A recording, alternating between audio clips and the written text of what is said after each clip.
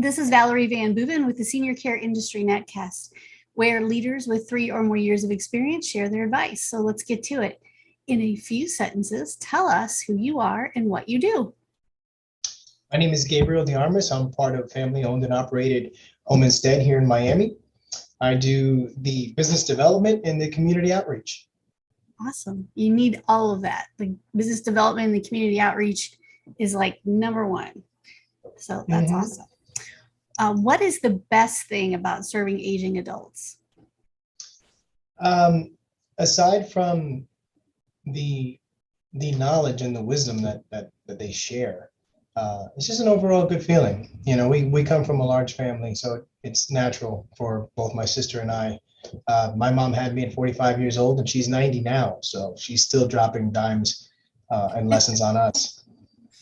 Yep, absolutely. I'm sure. And I think that if we sit and just listen for a while to our seniors, our parents, our grandparents, we can learn a lot. They've been through a lot in their years, and we can learn a lot about being tough, especially if they're 95. And being present. Yes. There weren't all those distractions like we have now. That's right. What other successful leaders or organizations in your area, and you're in Miami, right? You're a Miami location. There's probably organizations in that area or nationwide or other leaders in your area that have really inspired you and you think, man, these people just do a great job. Who would you like to talk about? Gosh, early on, I joined the Coral Gables Chamber of Commerce. I did that for a very long time, still a member, but no longer involved on the board or chairing any events. I am still a South Miami Rotarian, which is a nationwide, worldwide organization. As a matter of fact, before this call, I just got off a Zoom meeting for Rotary. And Rotary really set kind of like a leadership path for me, along with the chamber. And then lastly, I would say the Gentleman's Journal. The Gentleman's Journal is an organization here founded in Miami. And it is family first, business second, honor above profit, and be your brother's keeper. So they focus on being a good man at home, and being a good entrepreneur and being a good representative for your community. Nice. All three very reputable organizations that have done so much for so many. And I know Rotary is, the population of Rotary in some areas is getting older. We need more people, more young people to get involved with Rotary and to really step up. It's a great learning experience, like you said. And we need some younger skin in the game for Rotary. And that's really where the Gentleman's Journal has kind of allowed for some of those younger folks that may not really even know what Rotary is. And the journal does a lot of kind of reflective, really build on oneself and learning from other men. And their model is really like iron sharpens iron. And if you really are not afraid to get uncomfortable, then we're there to forge better men. Nice, very nice. Yeah. I'm glad you brought that up. Very nice organizations.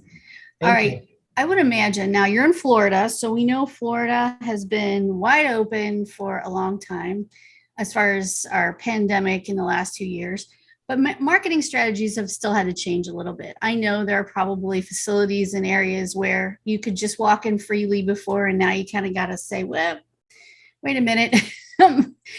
So how have things changed for you as far as marketing in the last 18 to 24 months? Gosh, in the very beginning, it was the unknown. We know a whole lot more, but it's still, kind of touch and go. Not as bad. But in the very, very beginning, Valerie, the hospitals were closed. They were off limits. I was still able to get in because of the relationships that I have. And I remember maybe in the first 3 months when things were really bad, I would still go in and drop things off at the social work department or at certain nursing stations. And I'll never forget a good friend of mine there, a social worker, said, "Gabe, what are you doing here?" And I said to her, "What are you doing here?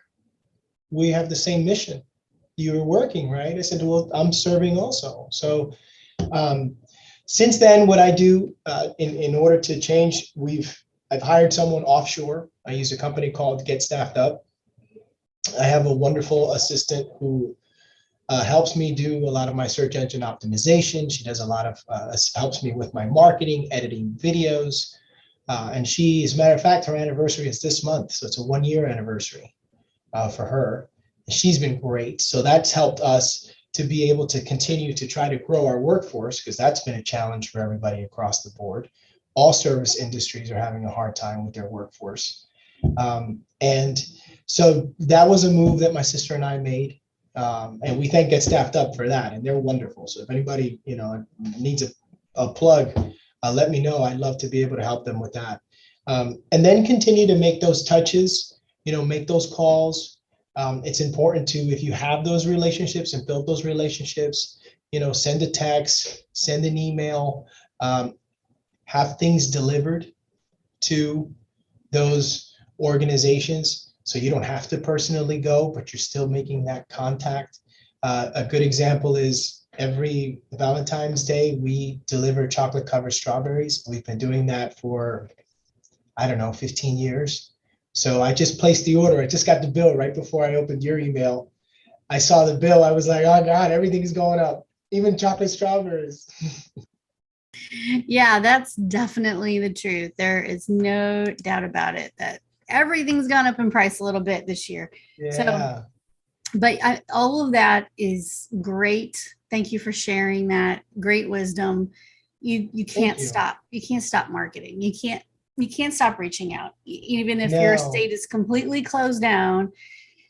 We keep saying, well, we hope that that'll change in a minute, but then, something else happens. No. So even early on, even early on when they were doing, support your local heroes, we would do things where we would do like a small parade throughout the hospital, and they would come outside and, I'd have Homestead flags on my vehicle and blowing the horn. And that was like the first time I got to see a lot of my friends that were working inside the hospital, because it's kind of like they were in a bunker,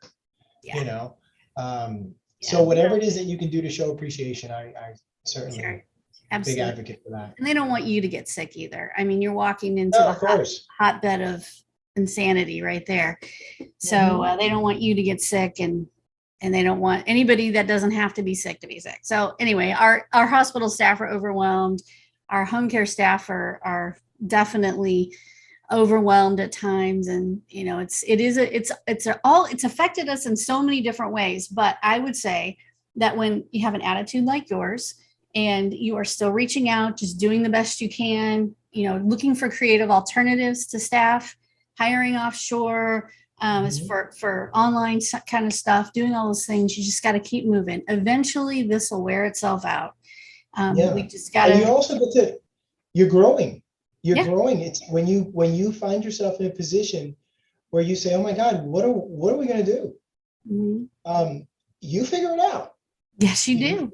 You figure it out. And we've been very fortunate. I mean, we even started doing our own training. We never used to do that. Now we're certifying our own home health aides. Yeah. So you pivot and you move. Yep. You just gotta do what you can do. And people will say, well, how did you get through all that? You did what you had to do to make it through. And, especially you've been in this business a really long time. So you've seen other issues come up over the years, maybe not quite this big, but you've been through other things. You've been through staffing issues. You've been through it all. So you know that there's a break in the clouds somewhere over there. So sure. I mean, I think the worst prior to COVID was probably the recession, 2007, 2008, 2009, but nothing like this. Right. Like this. I think I recall, we've been around for a long time too. And I think I recall that when that recession happened, it seemed like it really hit our business a year or two after it hit everybody else. It kind of trickled down a little bit. Like, and we could see that the home care agencies some of them weren't going to make it. Some of them were, either brand new or didn't have the right funding or were struggling to begin with. Right. And they just weren't going to make it. And we could see that as time went on. But you live through a lot of things if you can stick it out. So what piece of advice would you give to other senior care providers? You've already given a lot, but Gosh, ask for help, and I think me personally, I struggled asking for help. And it's good to be able to talk to other organizations that are in the same field. There are organizations that you're able to join, where you can say, hey, how did you get through this? Or what are you doing differently? If you're part of a building like ours, where you have 9 or 10 floors, do a social hour. Let the people in your own building know that you are present and that you're there and that you're able to help them in navigating some really sticky stuff, because that's what we do. We help people through their life events.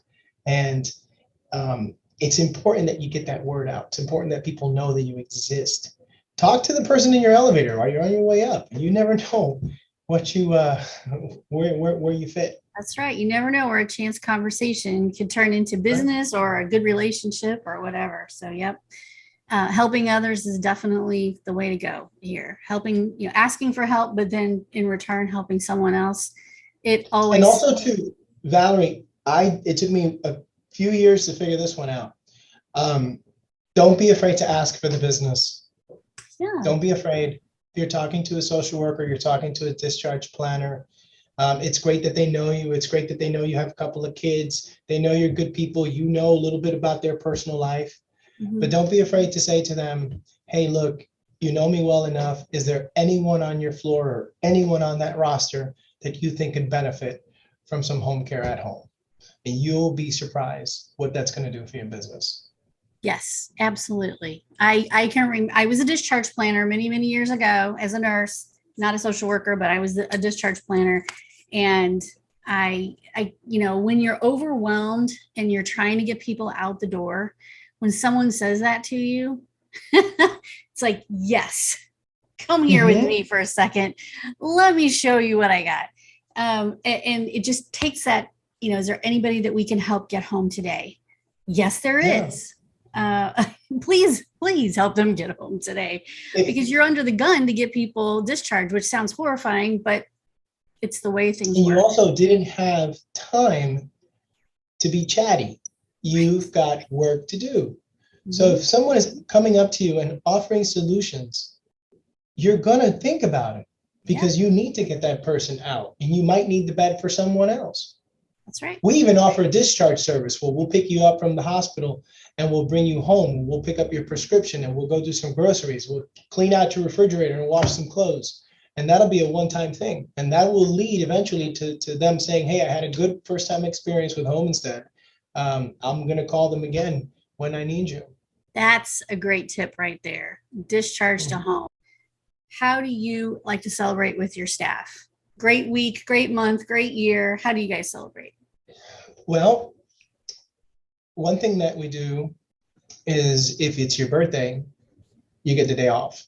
You get a paid day here if you're part of this team. As far as our caregivers, if we call you on a Sunday and you bail us out, you're getting a gift card in the mail.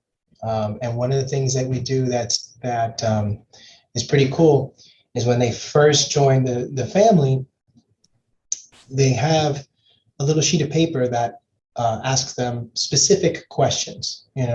Where do they like to go shopping? What's the favorite department store? Where do they do their groceries? Where do they fill up their car?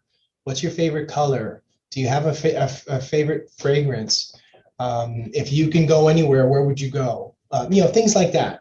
Mm-hmm. And then when you do get one of these amazing caregivers that bails you out on a Sunday at 3 p.m., or you get a night shift, someone who actually will do an overnight for you on a whim because a caregiver got sick or a car broke down, you're able to go back to that file and look and send something personalized.